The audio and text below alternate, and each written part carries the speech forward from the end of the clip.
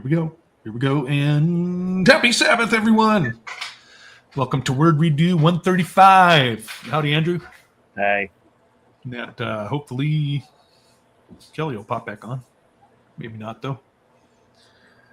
So, how's your week going? Great. Oh, now that it's over, great. Yeah. That's the way it works. We'll get a... Oh, there we go. Yeah. There's Kelly. All right. Howdy, Kelly. How was your week? Good. Okay, your enthusiasm's overflowing, man.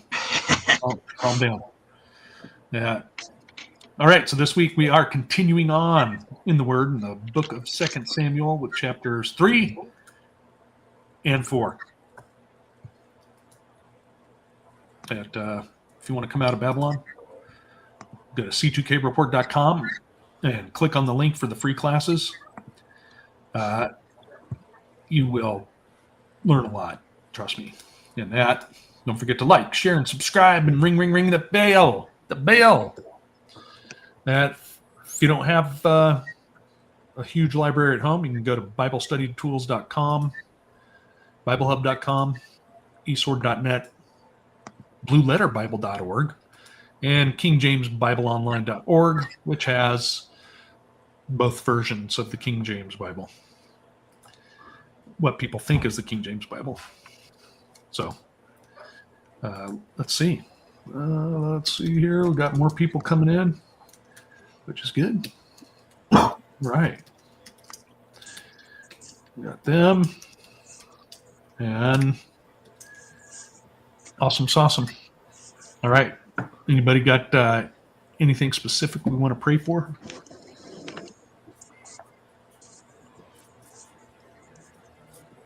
Okay, let's go ahead and pray in then.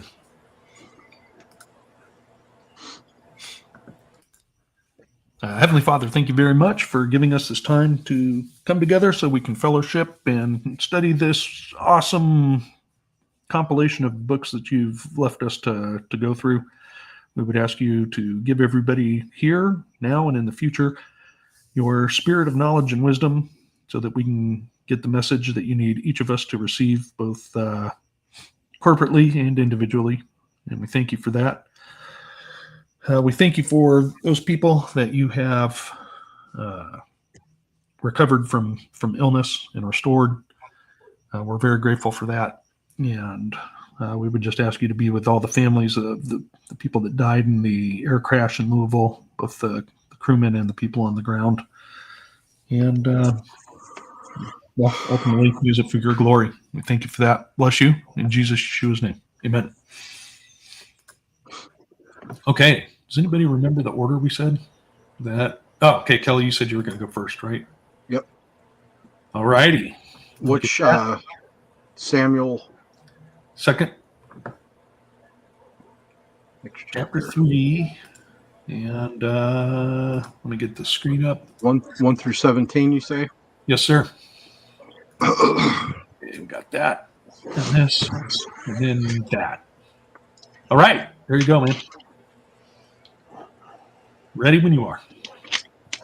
2 Samuel chapter 3. And the child Samuel ministered unto the Lord before Eli, and the word of the Lord was precious in those days. There was no Second Samuel, man.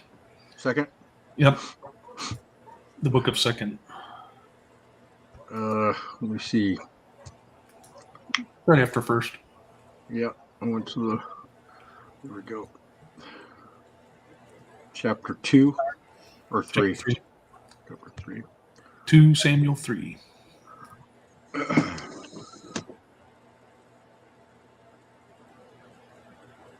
Hang on. I think And the child Samuel ministered, not that one. It won't change the Samuel 2. Nope. Yeah, so you got to have the 2 in front of the Samuel. Yep. I just changed it. Okay. Awesome. But it didn't change in the... Did you click on the chapter also? Yep. Can you read it on the screen? Yeah, hang on a second. Well, yeah, I put it in the search bar. And it didn't pull up. And Hannah? It should be now. There was a long war. Nope, it's not changing. Samuel 2. Why won't it change?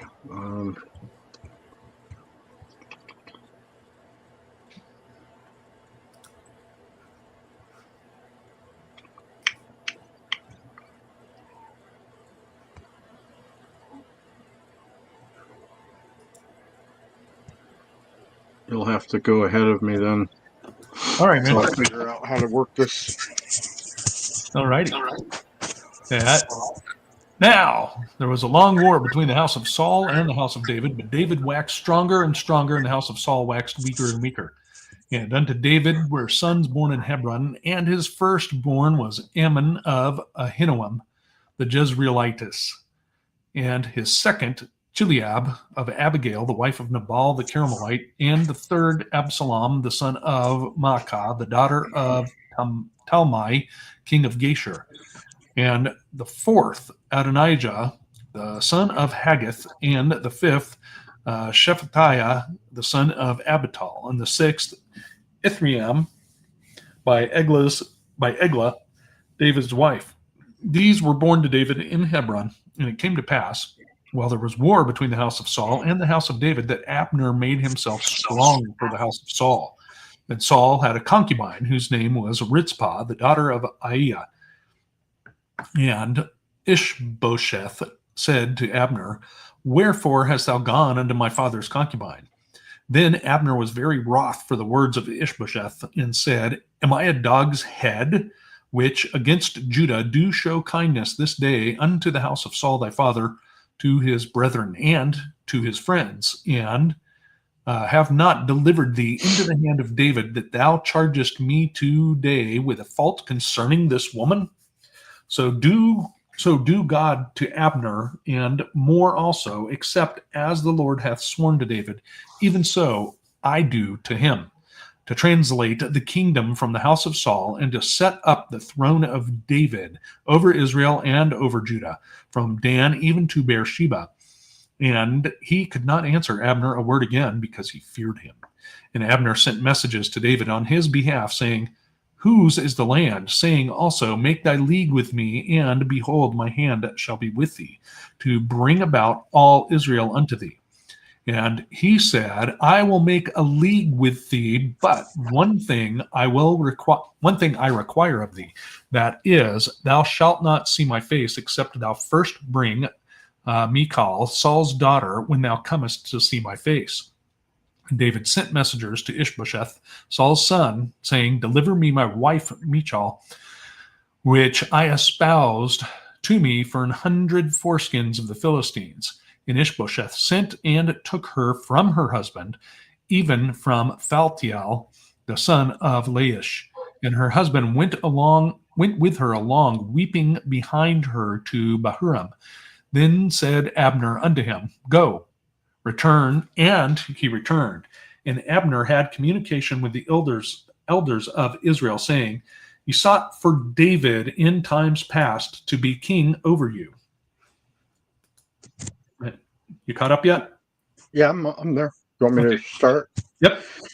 Now then do it. The Lord hath spoken of David, saying, By the hand of my servant David, I will save my people, Israel, out of the hand of Philistines, and out of the hand of all their enemies.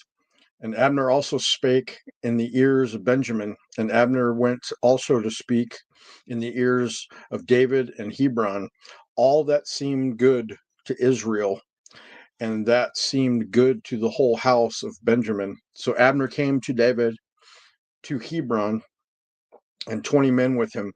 And David made Abner and the men that were with him a feast.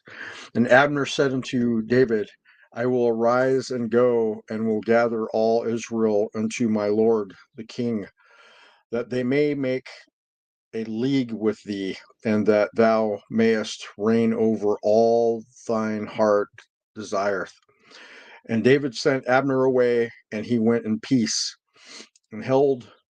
and behold, the servants of David and Joab came from pursuing a troop and brought in a great spoil with them. But Abner was not with David in Hebron, for he had sent him away, and he was gone in peace. When Joab and all the hosts that was with him were come, they told Joab, saying, Abner the son of Ner came to the king, and he hath sent him away, and he is gone in peace. Then Joab came to the king and said, What hast thou done? Behold, Abner came unto thee. Why is it that thou hast sent him away, and he is quite gone? Thou knowest Abner the son of Ner, that he came to deceive thee, and to know thy going out and thy coming in, and to know all that thou dost. And when Joab was come out from David, he sent messengers after Abner, which brought him again from the well of Sierra, but David knew it not. And when Abner was returned to Hebron, Joab took him aside in the gate to speak with him quietly, and smote him there under the fifth rib, that he died for the blood of Ashal, his brother. And after, when David heard it, he said, I and my kingdom are guiltless before the Lord forever from the blood of Abner the son of Ner. Let it rest on the head of Joab and on all his father's house, and let there not fail from the house of Joab one that hath an issue, or that is a leper, or that leaneth on a staff, or that falleth on the sword, or the lack of bread. So Joab and Abishai, his brother, slew Abner, because he had slain their brother Ashel at Gideon in the battle. And David said to Joab and to all the people that were with him, Rend your clothes and gird your with sackcloth, and mourn before Abner, and King David himself follow the bier. And they buried Abner in Hebron, and the king lifted up his voice and wept at the grave of Abner, and all the people wept. And the king lamented over Abner and said, Died Abner as a fool death. Thy hand were not bound, nor thy feet put in the fetters. As a man falleth before wicked men, so fallest thou. And all the people wept again over him. And when all the people came to cause David to eat meat while it was yet day, David sware, saying, So do God to me, and more also, if I taste bread, or aught else, till the sun be down. And all the people took notice of it, and it pleased them, as whatsoever the king did pleased all the people. For all the people and all Israel understood that day that it was not of the king to slay Abner the son of Ner. And the king said unto the servants, Know ye not that there is a prince and a great man fallen this day in Israel? And I am this day weak, though anointed king, and those men the sons of Zariah, but too hard for me. The Lord shall reward the doer of evil according to his wickedness.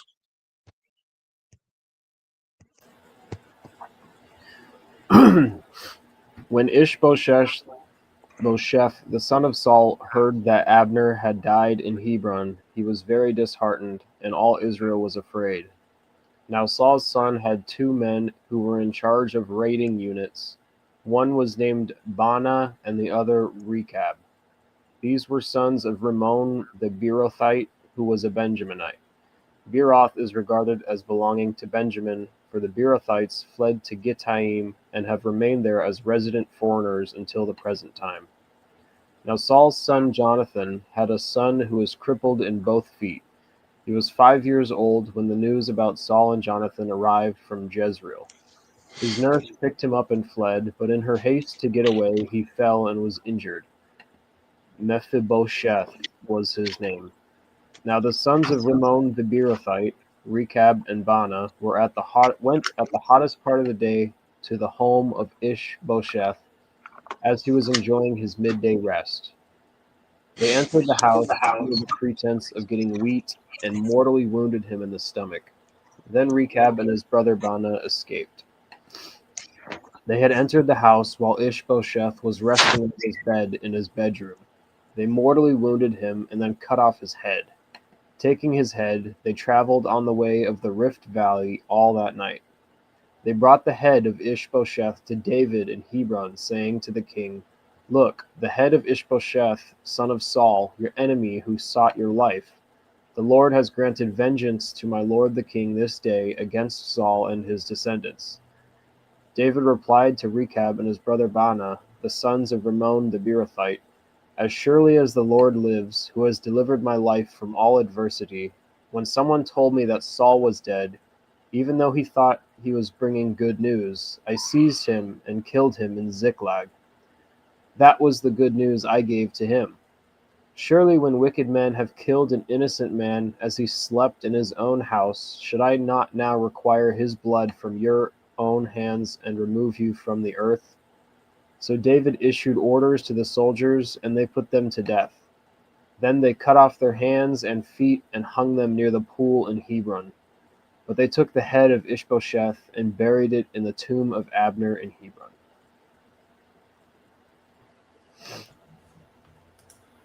All right, let's go back to 2 Samuel chapter 3 and have a little discussion about all this.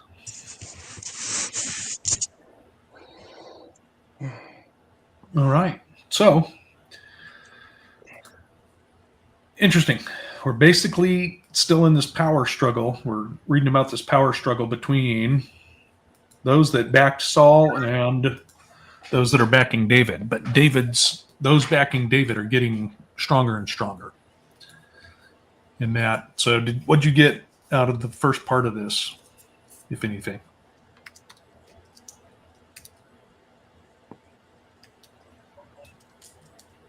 Anybody? The way Abner was totally willing to defect to David's side, but because he had killed Joab and his brother Abishai's brother, they killed him, and that's just the way it went.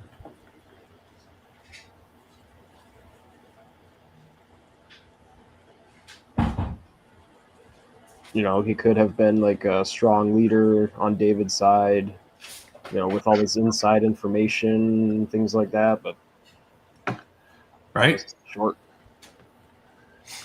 Yep. And notice it also covers the first of his sons, right? So he's got Amnon, Chileab, Absalom, who we're going to see later, who Adonijah, and Shephatiah, and then Ithream. So these are the first 6 of his sons, and all by different women, different wives. Although if you look that word up in the Hebrew, it is woman, which they also translate as concubine sometimes. Or companion for wife. Yeah. Yep. So that Oh, do.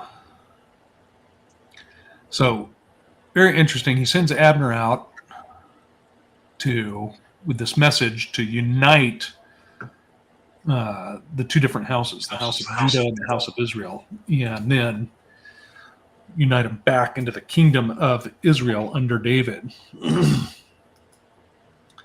But then we got Joab.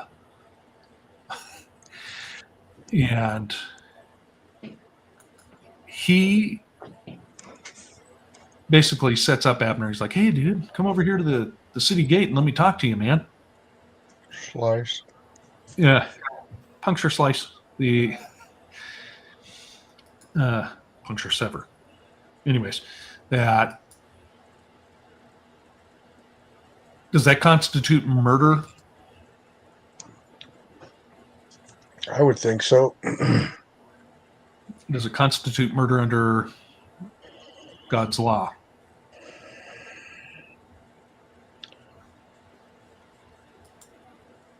It's kind of a trick question. It is. So it would not be.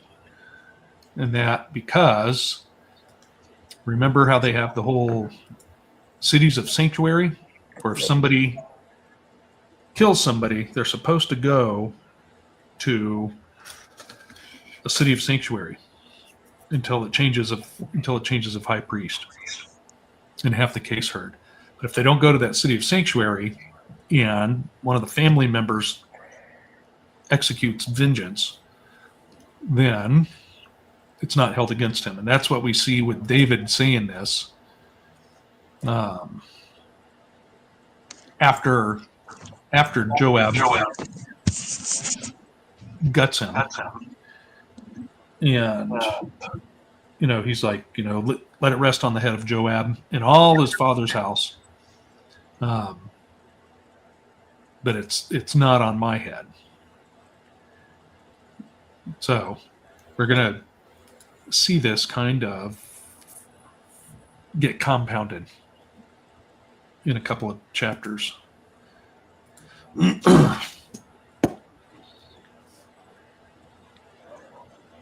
Even though the heading calls it murder, I think they have to go back and look at where it says that. Who's in the chat? What chapter is that talking about the revenger of their kinfolk? I know someone will look it up. So then they have this big party, wake, if you will, for the life of Abner.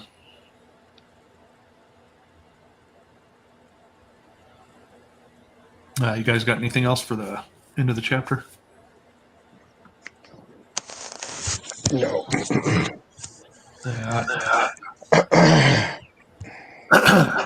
Yeah. All right, let's go on to chapter 4 then. Chapter 4, this is a little different also. So this, talking about Ishbosheth, and he does get murdered, right? So this is Saul's son that's crippled. Both his legs are fouled up. And who was it that they send there? Rechab and Baanah. Yep. And they go and chase him out with his caregiver or something. I'm sorry? Oh, go ahead. I'm sorry. I didn't mean to. No, go ahead. His nurse, caregiver, right? Does that say nurse, caregiver? Yeah. It says, and his nurse took him and fled. And it came to pass, and she made a haste to flee, that he fell. Yep. And became lame. So he got no bueno. It seems, it's kind of, so he had like deformed feet or something, right? Like his lame, so son that was lame of his feet. And then it just he just got worse when he fell. I don't know. Yep. Passage made haste to flee, then fell Yep. and became lame. Delicious. That. Yeah, he gets made worse. So I guess it's like someone with a walker getting hit by a car. Hmm. And then they kill him anyways. And then we see a repeat, kind of like that stranger, that Ammonite, was an Ammonite that came and reported saying, "Oh, I killed Saul," thinking he was going to get like a reward or something. And instead, he got the sword.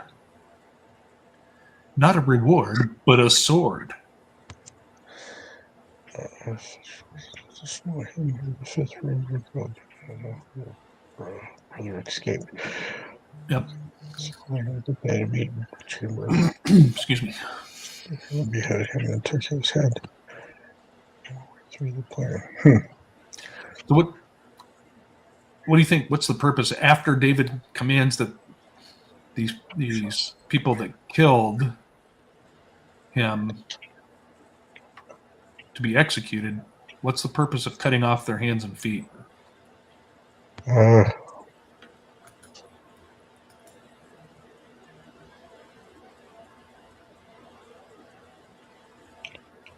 Let's see. I don't know. I'm just asking. I can make guesses, but it would be just Commanded the young men to slew them and cut off the hands and feet and hang them up over the pool in Hebron. Maybe they're trophies. maybe I don't know. like the ears in Vietnam. What? The Walking Dead. Let's see. Hmm. Well, it says hang. It says hands and feet and hang them up over the pool in Hebron. Yep. They took the head of Ishbeth and buried it in the sepulcher of Abner in Hebron. Let's see what the next chapter says. I have a translation note in the Net Bible about that section where it talks about them, like, and hung them near the pool. Yeah. I guess there's two different interpretations on whether that's they hung the corpses or that they hung the hands and the feet. I can see either one of those.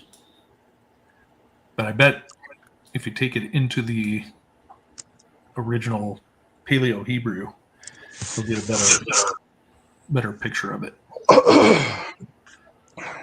Since it's a pictographical language. Hmm. And remember, this was originally written in the ancient Hebrew, right? So it wasn't written in the modern stuff that was taken from Babylon, that modern Babylonian alphabet that they say is Hebrew now. Translation is lost. Yeah, it could be. I can't remember what I was using the last time for the search. I'm going to see what. Hang them over the pool. I got to switch it. There we go. Okay.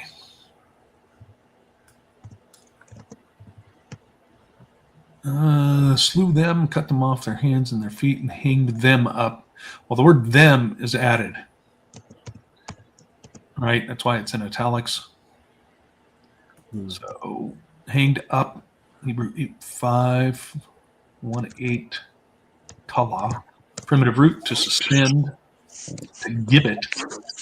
So it says, what I found, it says, it just basically repeats, David commanded his young men, and they slew them, and cut off their hands and their feet, and hanged them over the pool in Hebron.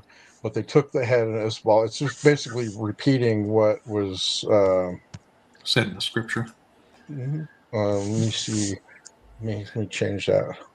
So that if you look up that word talal, 8518. Where'd it go? That the word gibbet is the same as a gallows, like where you hang people by the neck until dead. So here's something I just added. Why did they hang the hands over them? Hands over the pool. Publicly say punishment, murder of Ishbosheth. Mm-hmm. The act was intended to serve as a stern warning to others not to commit similar crimes. The hands were cut off because they had committed the murder, and the feet were cut off because they had brought the head to Hebron. This brutal act was a way to ensure that a message of justice was clear and visible. So basically, in a weird sense of the trophy, right? Right, What right. I said, trophies. So that's kind of a morbid.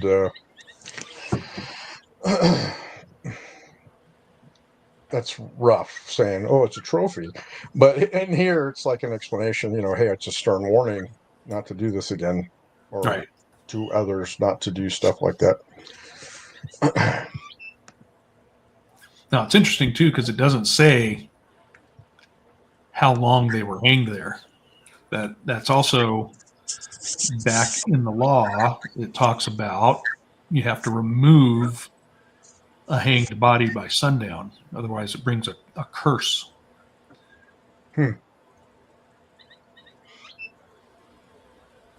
So that, let's see, did anybody put that in there? The whole body. Right.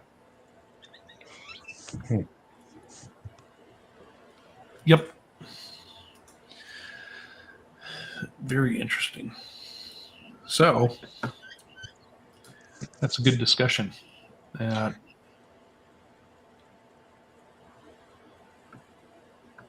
Very, very harsh. I'm going to send you. I found this gentleman. I'm going to send you this guy's video where he's talking to someone that misinterpreted what she was reading on the Bible. And her impression was completely different than, and then he breaks it down and has her go to all these different chapters and verses and stuff. When I find that video, I'm going to send it directly to you. I'm going to try to get it to your email, but it's a really, really good breakdown, and I was blown away by it. Back to interpretations, All righty. Interesting. So, all right, you guys got anything else for 2 Samuel 3 or 4? No. Okay. Got anything in general? Any observations or things that hit you this past week? I know you're going to send me that video. Any revelations?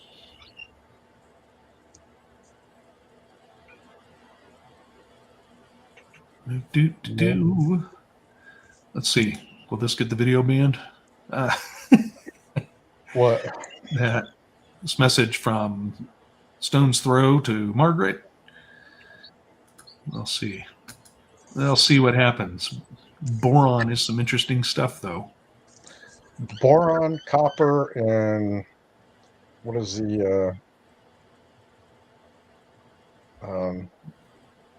Other metal?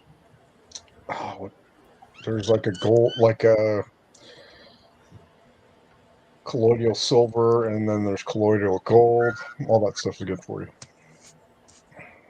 Yep, that it is. Okay, well, let's let everybody go. And that, everyone, thanks for coming and hanging out. Thanks for reading, Andrew. Thanks for reading, Kelly. And don't forget, free classes are coming up at some point in time. So make sure to take those. And that's c2kreport.com, which a lot of people here have taken that. And a lot of people here haven't taken that. But the classes are free. It's just a matter of getting on the server, which has its own issues at the moment. That hasn't been resolved yet. Not in whole. So still working on it. We'll get it done. So anyways, thanks guys. Everyone else, thank you. And hope you have a beautiful, restful day. Love you all. Bye. Thank you. Bye. Bye.